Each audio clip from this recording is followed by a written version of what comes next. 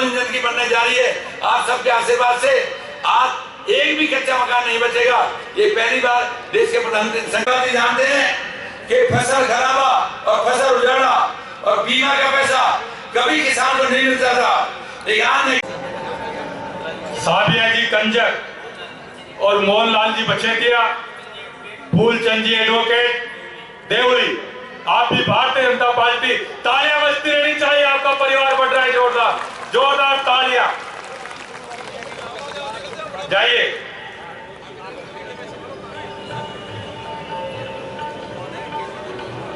रेगर समाज के अध्यक्ष अमित जी रेगर अध्यक्ष, उन्होंने भी भारतीय जनता पार्टी ज्वाइन कर रहे हैं, उनका भी अभिनंदन है, स्वागत है।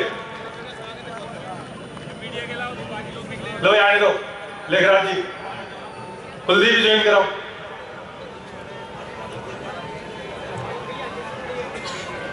सत्येंद्र जी वर्मा। कि डर उनको लगता है जिनका सरदार मूर्ख हो। हम शेर की पार्टी के कार्यकर्ता हैं, चाहे कितना भी डरा लो, डरने वालों में से हम नहीं हैं। करिश्मा देखिए उस नेता का। मैंने नेता का नाम नहीं लिया, मैंने कहा एक तरफ सरदार जिनका मूर्ख, दूसरी तरफ जिस पार्टी का नेता शेर, और जैसे ही मैंने कहा नेता शेर की तरह दहाड़ता है, शेर की तरह सिंहावलोकन करता है, शेर की तरह भारत का नाम रोशन करता है, तो जनता के मुख से शेर की नाम आया। उस जुझारू नेता का नाम क्या है? उस जुझारू नेता का नाम क्या है? उस जुझारू नेता का नाम क्या है? आज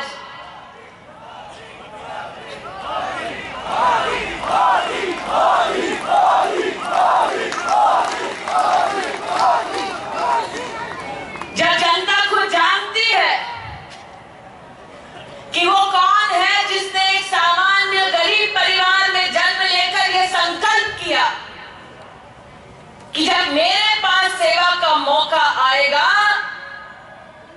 तो गरीब और गरीब नहीं हो पाएगा, नागरिक कमल का बटन दबाएगा और विकास के नवयुग तक उस नागरिक को भाजपा की सरकार ले जाएगी। ऐसा संकल्प, और उस संकल्प को सिद्धि तक पहुंचाने वाले नेता का नाम नरेंद्र मोदी है। आज यहां पर मैं एक ऐसे दिन आई हूं जब मात्र 24 घंटे पहले क्षेत्र की जनता ने भैया दूज का त्योहार मनाया।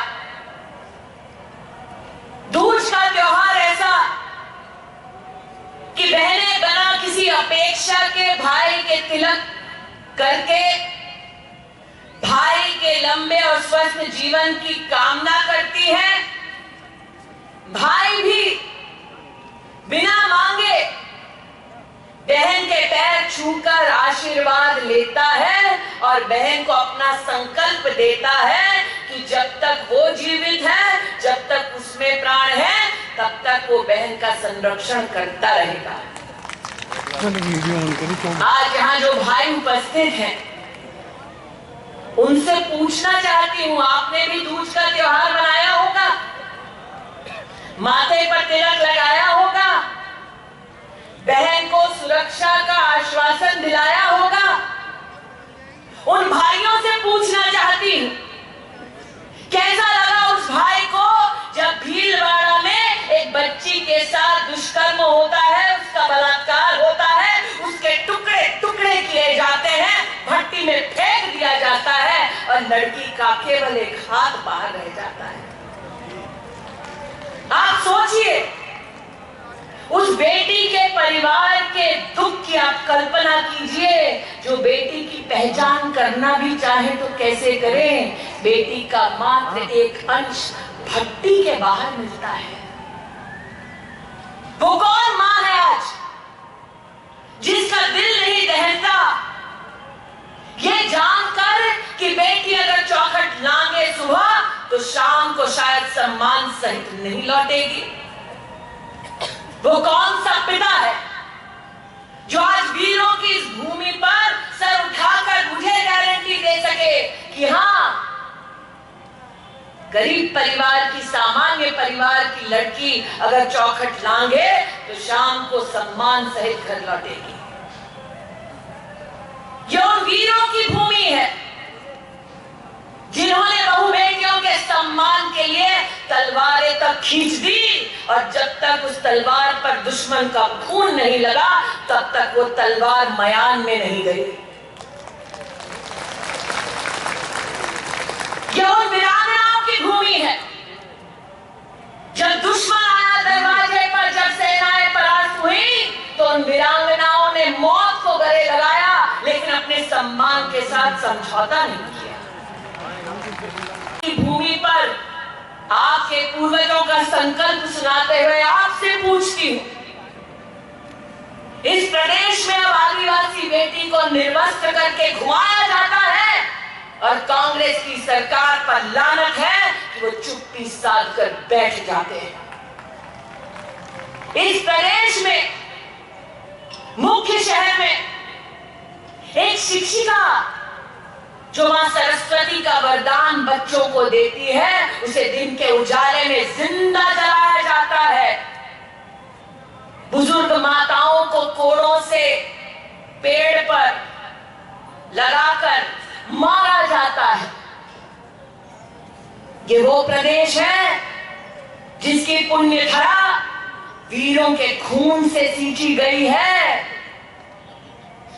यहाँ पर पुलिस कर्मी का केस आता है जो दलित बच्ची का अपहरण करके उसका बलात्कार करता है। अगर वर्दी पहनकर कांग्रेस की सरकार में पुलिस कर्मी बेटी का बलात्कार करने लगे, क्या ऐसी भूमि पर बहु बेटियां सलामत रह सकती हैं? मैं ये बात किसी की तालियां सुनने के लिए नहीं कह रही हूं। जिन हाथों को उठाया तालियां बजाने के लिए, आज वो हाथ दिल पर रखकर पूछो, ये चुनाव मात्र विजय वैसला का चुनाव नहीं है। ये चुनाव हर उस परिवार का चुनाव है जो अपने घर की बहु बेटियों का सम्मान चाहता है। मोहल्ले पर अगर कोई पराई नजर किसी के घर की बेटी पर डाले तो उसकी आंख निकालने की हिम्मत रखता है। आज मैं उन नागरिकों से बात करती हूँ।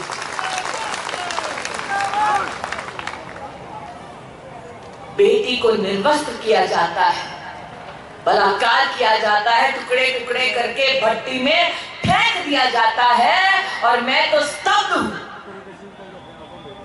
कि जब विधानसभा में इस विषय पर चर्चा होती है तो मैंने सुना है कांग्रेस का एक नेता कहता है ये मर्दों का प्रदेश है। अरे, मैं आज गहलोत साहब से पूछना चाहती हूँ, वो कौन नामर्द है तुम्हारी पार्टी में जो किसी बेटी के बलात्कार पर आक्रोशित नहीं होता, किसी महिला को जिंदा जलते देख जिसका खून नहीं खौलता? वो कौन है तुम्हारी पार्टी में? इसलिए आज आपसे कहने आई हूं, आज अगर यहाँ की जनता जनार्दन से पूछूं, बहलाना चाहती है, फुसलाना चाहती है, आप जंक्शन की बात करते हैं साहब। मैंने सुना सुखबीर जी से कि अजमेर से लेकर टाउन तक की रेलवे लाइन की घोषणा करे बीजेपी और नाटक करे कांग्रेस पार्टी।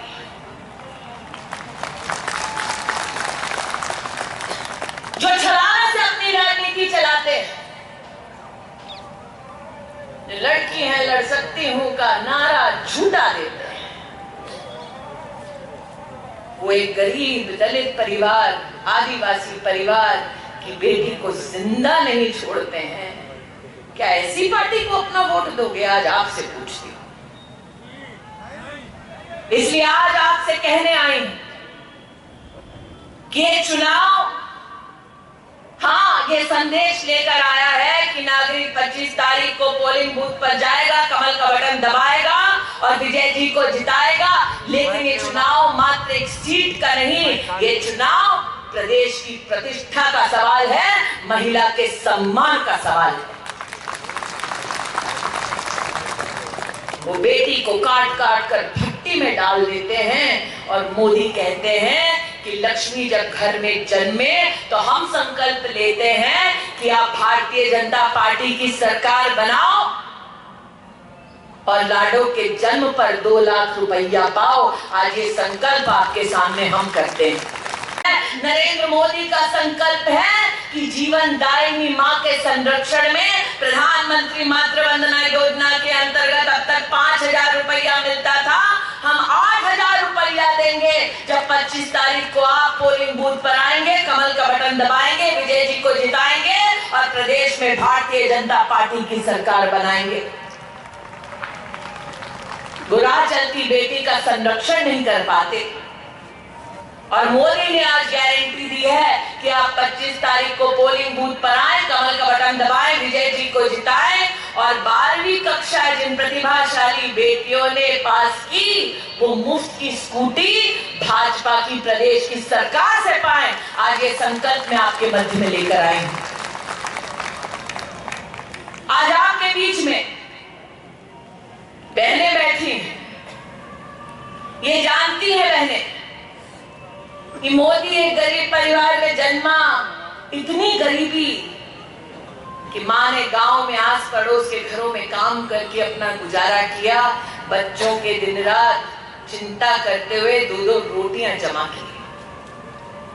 सोचिए वो व्यक्ति जिसने अपनी मां को दूसरों के घर में काम करते देखा हो, वो प्रधान सेवक बनता है तो क्या संकल्प लेता है कि मेरी मां ने चूल्हा फूंका, उस धुएं को अपनी छाती में भरा, जिंदगी भर खांसती रही, लेकिन ये अभिशाप दूसरी गरीब माताओं का नहीं हो पाएगा। ये वो नहीं समझेंगे जो सोने का चम्मच मुंह में लेकर पैदा हुए हैं, जिनकी मां ने कभी चूल्हे पर रोटी नहीं बनाई है, ये वो नहीं समझेंगे। नरेंद्र मोदी ने उज्ज्वला योजना की शुरुआत की। कांग्रेस पार्टी 70 साल में केंद्र में रहकर मुफ्त का गैस का कनेक्शन गरीब की महिला को नहीं दिलवा पाया। नरेंद्र मोदी ने 9 करोड़ 50 लाख एलपीजी का सिलेंडर गरीब के घर पहुंचाया और राजस्थान में 70 लाख गरीब परिवारों को जीवन में पहली बार एलपीजी का कनेक्शन मिला। आज आपसे कहने आई, अन्नपूर्णा का प्रतीक है, उस सिलेंडर पर अन्न बनता है, उस अन्न की कसम खाती हूँ। 25 तारीख को पोलिंग बूथ पर आओ, कमल का बटन दबाओ, विजय जी को जिताओ, भाजपा की सरकार बनाओ, गरीब बहनों प्रदेश में 450 रुपए का सिलेंडर पाओ। ये मोदी की गारंटी आज लेकर आई।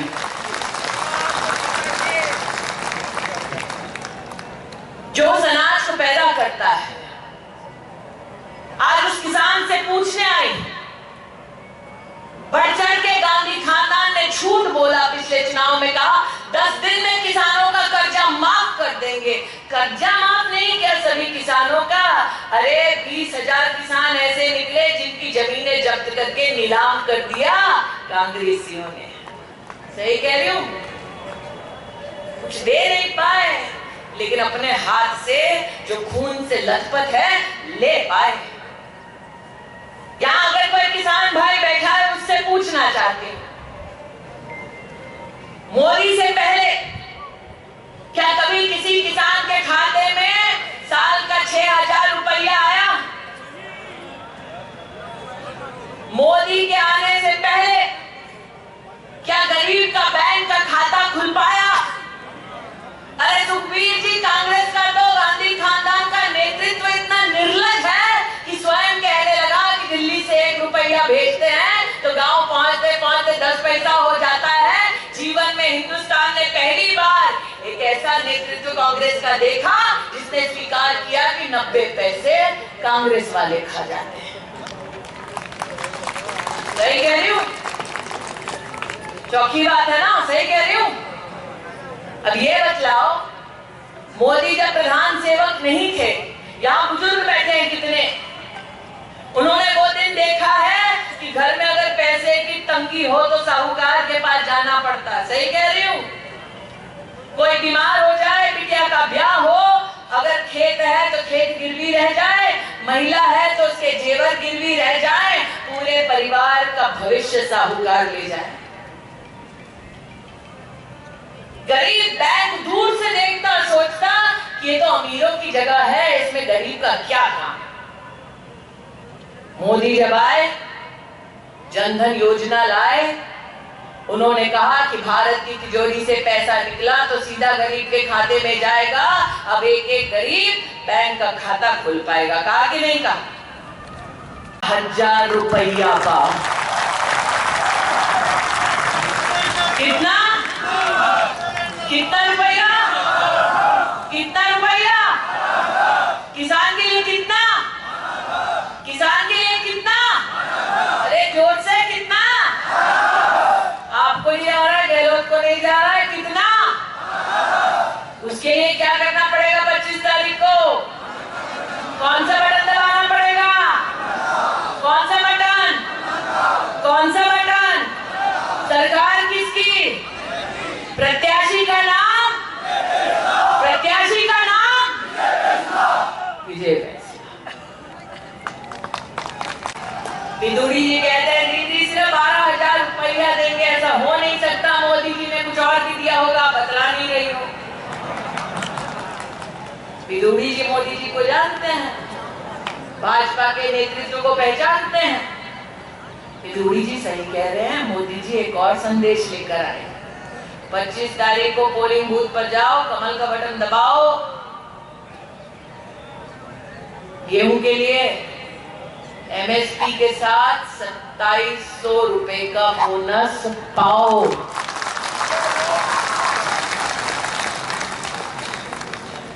कितने का बोनस मिलेगा गेहूं पे? कितने का? कितने का? एमएसपी के ऊपर कितना बोनस मिलेगा? उसके लिए कौन सा बटन दबाना पड़ेगा? किसकी सरकार बनानी पड़ेगी? और प्रत्याशी का नाम क्या? प्रत्याशी का नाम क्या? प्रत्याशी का नाम क्या? विजय वैश्य।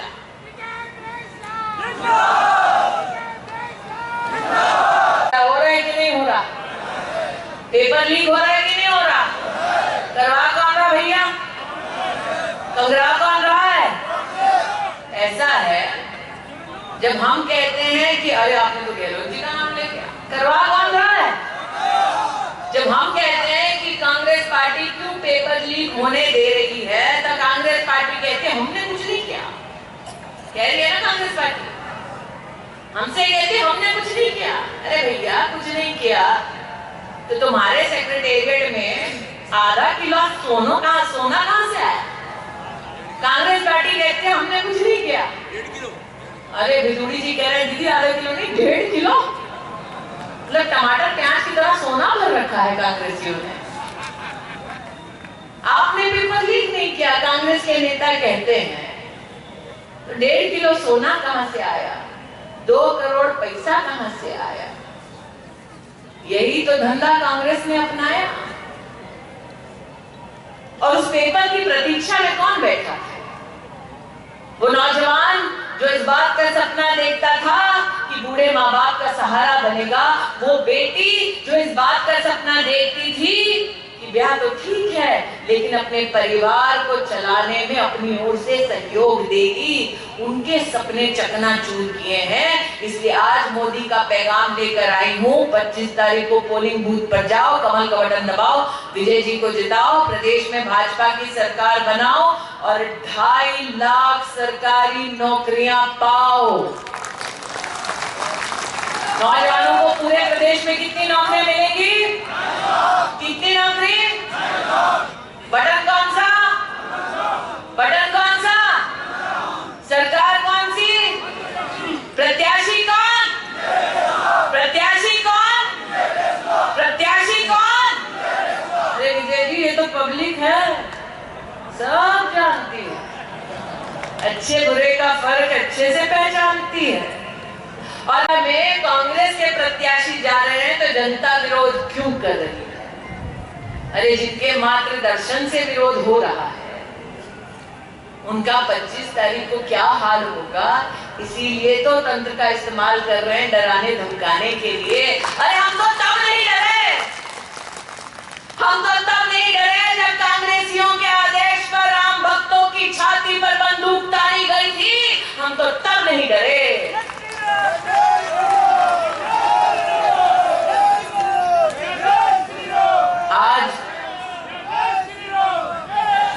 मेरा परिचय देते हुए अमेठी का उल्लेख किया गया, कहा गया कि अमेठी में मैंने राहुल गांधी को हराया। हाँ हराया, लेकिन एक बात आपको बतलाऊं, कांग्रेस का सरदार अकेले लड़ ना पाया। मैं ठहरी साधारण परिवार की, बिदुड़ी जी जानते हैं, उन्हीं के क्षेत्र से हूं। मैं ठहरी साधारण परिवार से जन्मी थी, तो माता पिता के पास 150 रुपया था। 98 में जब पहली नौकरी कर रही थी तो मेरे पास पहली नौकरी में तनख्वाह 800 रुपया थी। वहां से आई। तो जब कांग्रेस का सरदार मुझसे लड़ने आया तो अकेले नहीं आया, बसपा सपा तीन पार्टी लेकर आया। अरे तीन, एक तरफ भाजपा के साधारण कार्यकर्ता एक तरफ, और आपके जादूगर ने भी शहजादे का साथ निभाया। हाँ भैया, जादूगर ने भी शहजादे का साथ निभाया, लेकिन अमेठी में पब्लिक का जादू छाया और हमने कांग्रेस को वहां पर हार गिराया। बीजेपी तब से लेकर अब तक, जब से इस मंच पर चढ़ी हूं, तब से जनता से आपके लिए वोट मांग रही हूं। अब जनता के लिए आपसे कुछ मांगना है, मांगू? अमेठी की मात्र ये विशेषता नहीं कि हमने राहुल को हराया, अमेठी की एक विशेषता ये भी कि अमेठी से 50 किलोमीटर दूर है अयोध्या जी। अयोध्या जी में कौन है? अयोध्या जी में कौन है? अयोध्या जी में कौन है? राम है। अयोध्या जी में भगवान है।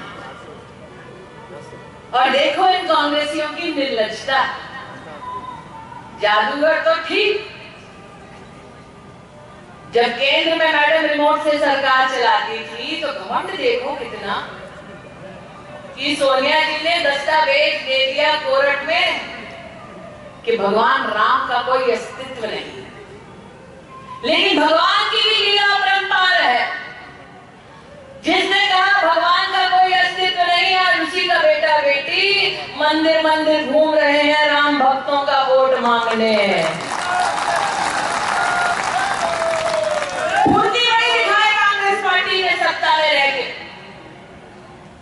भगवान के अस्तित्व को नकारने में फुर्ती बहुत दिखाई कांग्रेस पार्टी ने, लेकिन जयपुर बम ब्लास्ट के लिए जिन्होंने आतंक फैलाया उनको सजा दिलाने के लिए कांग्रेस ने इतनी फुर्ती क्यों नहीं दिखाई? आज मैं ये सवाल करती हूँ।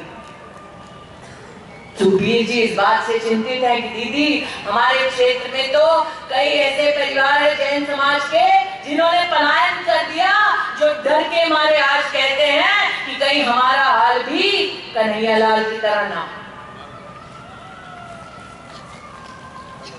दहशत का, डर का माहौल फैला है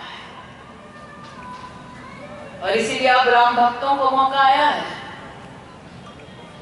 कांग्रेस पार्टी के नेता राम भक्तों का वर्षों वर्ष उपहास करते, हम कहते मंदिर वही बनाएंगे, वो कहते तारीख नहीं बताएंगे।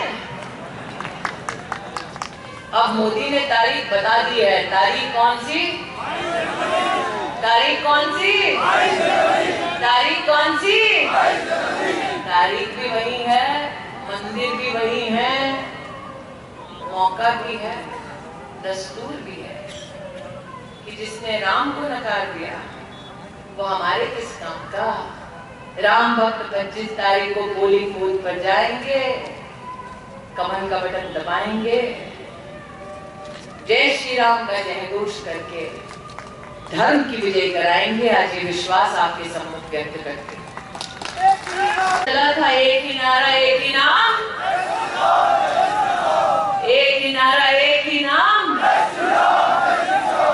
जब राम का स्मरण करते हैं, जब राम राज्य की कल्पना करते हैं, तो उस कल्पना में एक चीज नरेंद्र मोदी ने इस धरा पर साबित कर दिखाई। राम राज्य में कभी भी गरीब भूखे पेट रात को नहीं सोता। जब कोविड की महामारी आई थी तो नरेंद्र मोदी ने संकल्प किया था कि हम 80 करोड़ नागरिकों को मुफ्त का अनाज बांटेंगे। 2.5 साल से मुफ्त का अनाज बांटा। यहाँ किस किस को मिला? मिला ना? दिल पर हाथ। तब नरेंद्र मोदी ने संकल्प किया कि हम वैक्सीन हिंदुस्तान में बनाएंगे, न सिर्फ हिंदुस्तानी तक वैक्सीन पहुंचाएंगे, 160 देशों के माध्यम से हिंदुस्तान की इंसानियत का प्रमाण पूरी दुनिया को दे पाएंगे। जब नरेंद्र मोदी ने संकल्प लिया, राहुल गांधी ने क्या कहा? लगाएंगे से लगाइए, गरीब को बोला मत लगाना, इसलिए ताकि गरीब ना लगाए, गरीब मरे और वो अपनी राजनीति करते रहे। लेकिन जब कोविड की बीमारी आई, नरेंद्र मोदी ने कहा कि हम देश में वैक्सीन बनाएंगे, राहुल गांधी ने कहा नहीं, हम विदेश से लाएंगे। आगे नहीं कहा। मतलब मोदी कह रहे हैं कि हिंदुस्तान में इतनी क्षमता है कि अब हम गोरों के सामने हाथ नहीं फैलाएंगे, अपने देश में हिंदुस्तान की काबिलियत से वैक्सीन बनाएंगे। वैक्सीन सबको मुफ्त में मिली कि नहीं मिली? अब बताओ, अगर मैडम की सरकार होती दिल्ली में, रिमोट से सरकार चल रही थी कांग्रेस पार्टी की, तो क्या गरीब को मुफ्त की वैक्सीन मिलती? एक वैक्सीन की